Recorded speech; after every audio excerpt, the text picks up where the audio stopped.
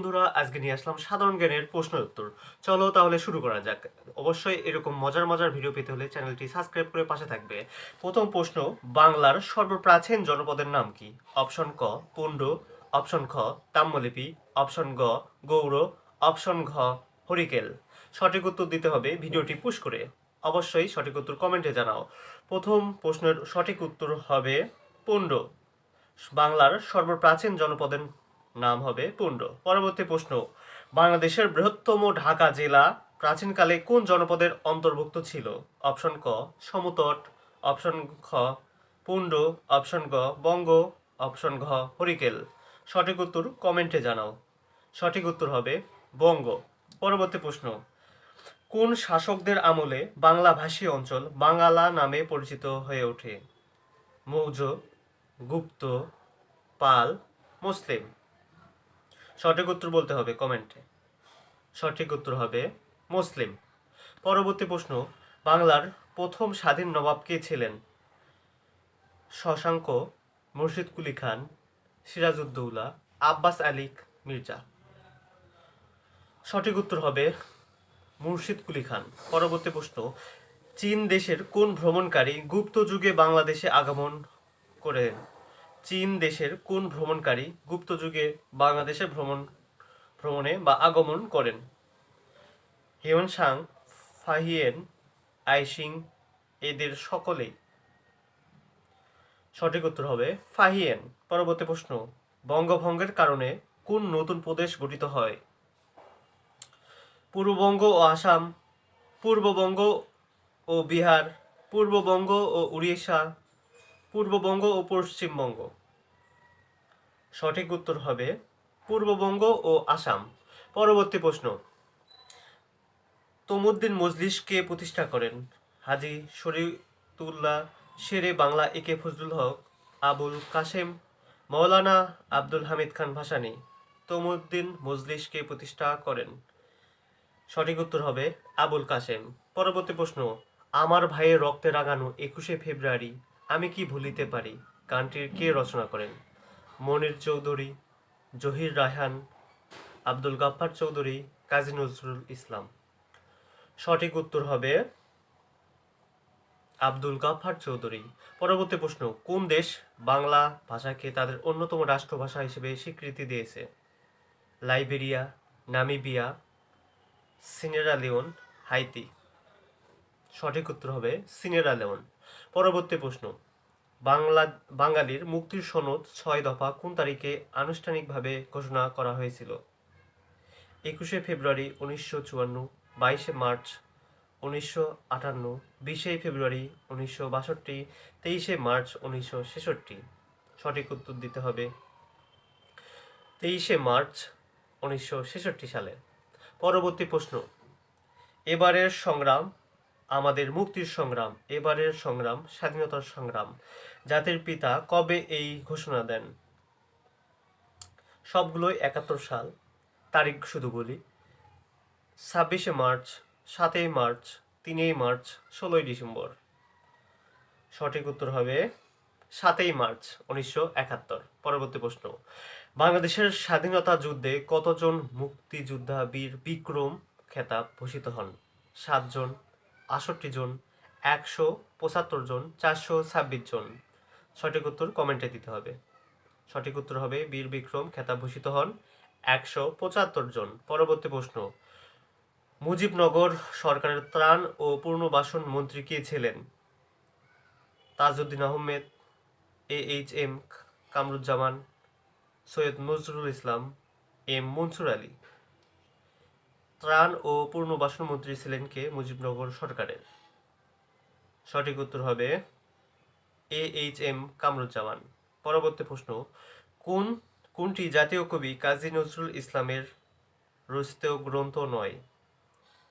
ব্যথার দান, দোলন চাপা, শিউলিমালা, সোনার তরী। সঠিক উত্তর হবে সোনার তরী, কারণ এটি রবীন্দ্রনাথ ঠাকুরের একটি রচিত। পরবর্তী প্রশ্ন, ইউনেস্কো কত তারিখে 21শে ফেব্রুয়ারিকে আন্তর্জাতিক মাতৃভাষা দিবস হিসেবে স্বীকৃতি দেন? 18ই নভেম্বর 1999 সাল, 17 নভেম্বর 1999 সাল, 19 নভেম্বর 2001, 20 নভেম্বর 2001। সঠিক উত্তর হবে 19 নভেম্বর 1999।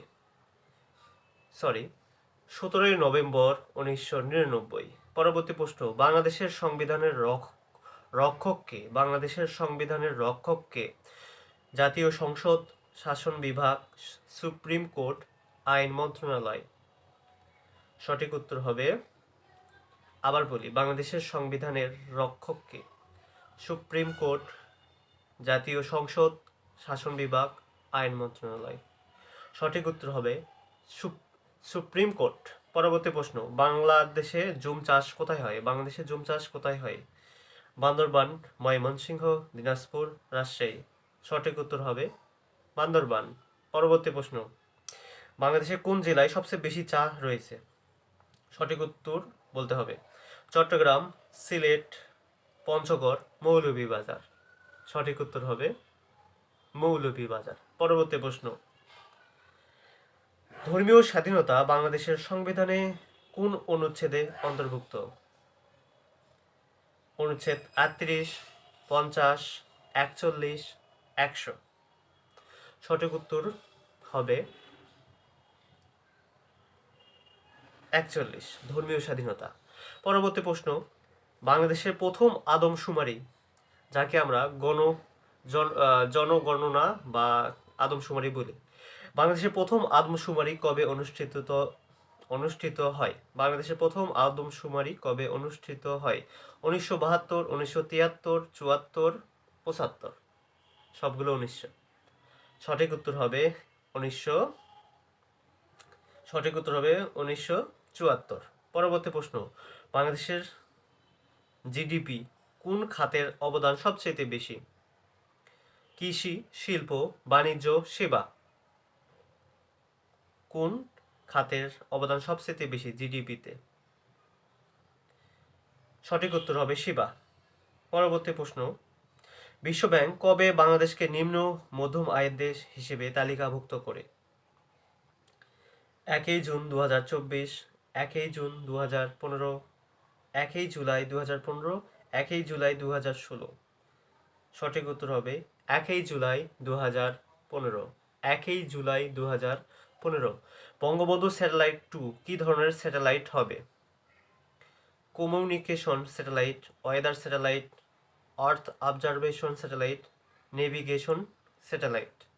সঠিক উত্তর হবে আর্থ অবজারভেশন স্যাটেলাইট। পরবর্তী প্রশ্ন, কোনো নাগরিকের মৌলিক অধিকার লঙ্ঘিত হলে সংবিধানের কোন অনুচ্ছেদের বিধান অনুযায়ী তিনি মামলা করতে পারেন? কোনো নাগরিকের মৌলিক অধিকার লঙ্ঘিত হলে সংবিধানের কোন অনুচ্ছেদের বিধান অনুযায়ী তিনি মামলা করতে পারেন?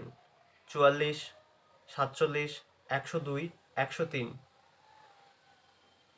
সঠিক উত্তর হবে 102। পরবর্তী প্রশ্ন, বাংলাদেশের সরকার পদ্ধতি এককেন্দ্রিক, যুক্তরাষ্ট্রীয়, গণতন্ত্র এবং রাষ্ট্রপতি শাসিত। এককেন্দ্রিক, যুক্তরাষ্ট্রীয়, গণতন্ত্র, রাষ্ট্রপতি শাসিত। সঠিক উত্তর হবে এককেন্দ্রিক। পরবর্তী প্রশ্ন, বাংলাদেশের ক্ষুদ্র নৃগোষ্ঠীর সংখ্যা কতটি? 50, 20, 25, 32। সঠিক উত্তর হবে 50টি। নিম্নে কোন পত্রিকায় প্রকাশনায় উপলক্ষে রবীন্দ্রনাথ ঠাকুর আশীর্বাদ পাঠিয়েছিলেন? সবুজপত্র, কল্লোল, শনিবারের চিঠি, কল্লোল, ধূমকেতু। সবুজপত্র, কল্লোল, শনিবারের চিঠি, ধূমকেতু। সঠিক উত্তর হবে ধূমকেতু।